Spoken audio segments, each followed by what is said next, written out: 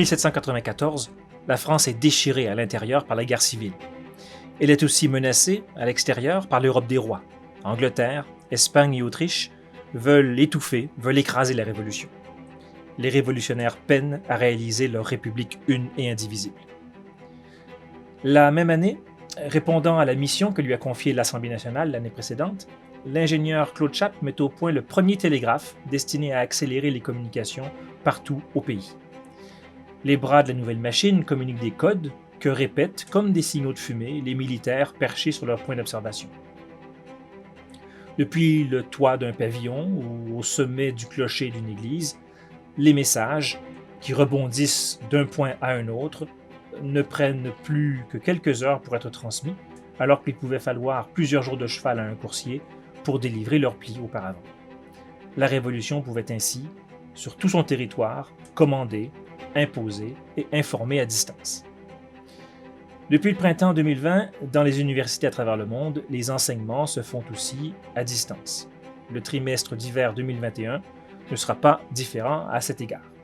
Comme la plus large part des enseignements offerts par le département d'histoire de l'UQAM, le cours HIS 4289 se tiendra en ligne sous une forme adaptée aux circonstances.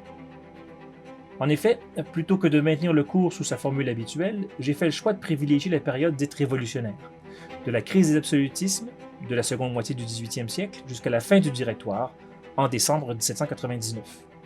L'histoire du consulat et de l'Empire, l'époque napoléonienne donc, qui sont évidemment fondamentales, sera néanmoins reportée à un enseignement ultérieur dans le cadre d'un prochain trimestre. Ce cours sur la Révolution française sera composé de séances magistrales, en ligne bien sûr, de capsules vidéo, produites à l'image de celle-ci, et puis d'ateliers virtuels en plus petits groupes, où sous la forme d'un séminaire, nous pourrons discuter collectivement d'une archive ou d'un débat historiographique qui mettra en valeur toute la charge critique du métier d'historien. Depuis les premières secousses insurrectionnelles qui touchent l'Amérique et l'Europe dès les années 1770, jusqu'au coup d'État du 18 Brumaire qui marque l'entrée au gouvernement de Napoléon Bonaparte, le HIS 4289 interrogera les différentes étapes, les nombreux processus qui ont fait de la Révolution française l'un des plus formidables laboratoires politiques de l'époque, où toutes les émancipations sont discutées, fragmentées, refusées, acquises, reportées, rêvées.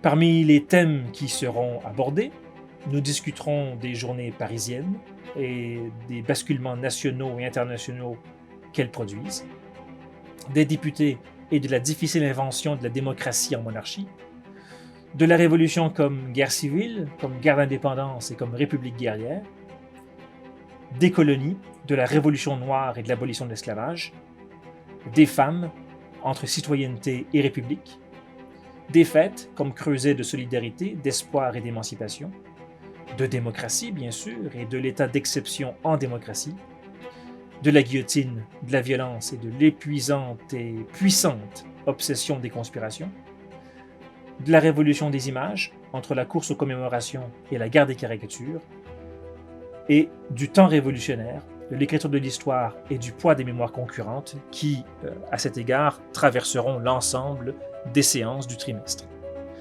Ce cours multipliera les échelles d'analyse, tâchera de varier les méthodes d'enseignement et puis maintiendra toujours l'exigence d'un rapport critique au passé et à l'histoire. Le HIS 4289 en ligne proposera, sous la forme d'une archéologie de l'engagement politique contemporain, une réflexion critique et complexe sur l'histoire de la liberté, de la démocratie et du bien commun.